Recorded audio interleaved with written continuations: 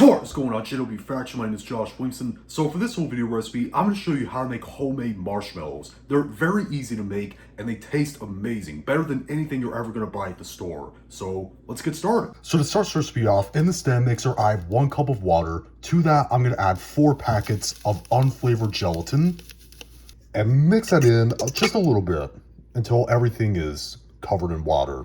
Alright, so next in this little saucepan over medium heat, I got 3 cups of white sugar. To that, I'm going to add 1 cup of water and 2 cups of light corn syrup, or glucose syrup as it's called in the UK, from what I know.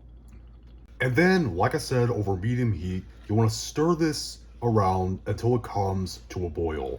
Alright, so the mixture has now come to a boil, and I inserted a thermometer, a food thermometer, in this mixture while it's boiling. Now, what you want to do is let it keep boiling until it reaches a temperature of 240 degrees Fahrenheit.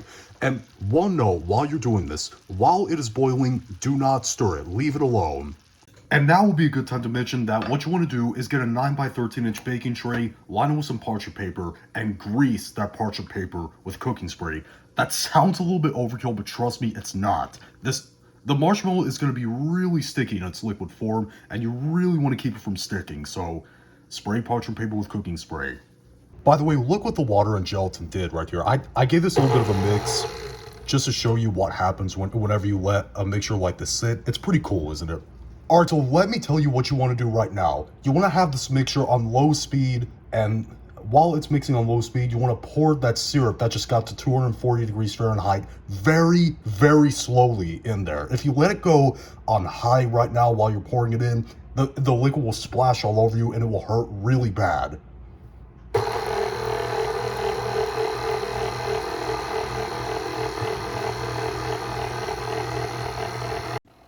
As it is mixing, it'll start to thicken, and as it thickens, you want to gradually increase the speed, 1 at a time, until it's thick enough to turn up to high heat, and you want to let it go until it turns a really white, pale, fluffy color.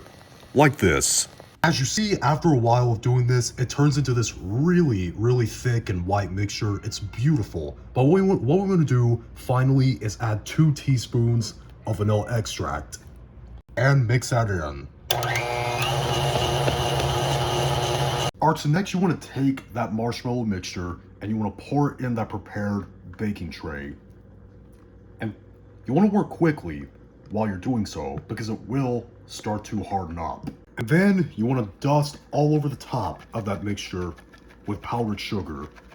And don't be afraid of adding too much. You can't. The more the better. Alright, so after you've done all that, what you want to do is let this mixture sit out at room temperature overnight. Alright, so the next day, what you want to do is dust your countertop with some powdered sugar. Put your set marshmallow, take the parchment paper off on the powdered sugared countertop, and then dust that side as well with a lot of powdered sugar. And like I said, don't be afraid of adding too much because you can't. You really want to add a lot so you keep this from being too sticky. And yes, this is going to make a huge mess, but it's all well worth it. Then you want to take a knife and you want to spray that with cooking spray, both sides, and then you also want to dust it with a lot of powdered sugar as well. Yes, you're going to be using a lot of powdered sugar here, just like I said. And then cut whatever size pieces of marshmallow you want. I like these fairly small, but you can make them as big or as small as you want. After you got all the marshmallows cut up into pieces, whatever size you want, what you want to do is dust all over them with a lot more powdered sugar, at least until all the sticky sides are covered. We want to ensure that these are not sticky anymore. That's why we're using a ton of powdered sugar here. And we also want to toss them together to make sure they're all coated as well. I'm kind of doing this as I go. Maybe not the best idea, but still. When I'm done doing all this, whenever all the sides are coated and all the sides are not sticky anymore, I'm going to show these off for presentation. Alright, our homemade marshmallows are done. Like I said, they were really easy. Yeah, they were time consuming, and yes, they are very messy, but if you got the time and the patience to make your own homemade marshmallows, it is so well worth it because these taste amazing. They're better than anything you'll ever buy at the store. Look at that texture. You see that? It's amazing. Let me show you another thing. I'm going to show you how these particular marshmallows are much better than store-bought for toasting as well. See, I got a store-bought marshmallow right here, and I got this little kitchen torch. Let me show you something.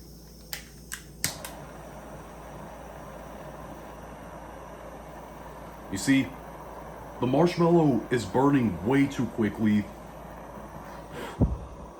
And because it's burning way too quickly, as you see, the inside is not melting at all. And now I've got the homemade marshmallow.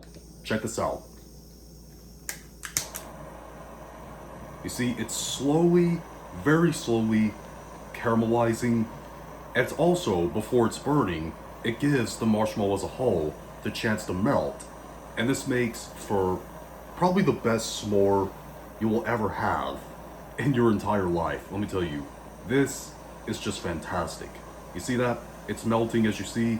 Hope I don't get it all over the floor, but you basically get it. See, it's perfectly toasted without being completely burnt and still hard on the inside. But if you tried this recipe out, leave in the comment section down below and tell me what you thought, whether you liked it or you hated it. If you liked this video, thumb it up, hate you, thumb it down, and be sure to click subscribe and become a member of the JW faction on a journey to 10,000 subscribers. See you later.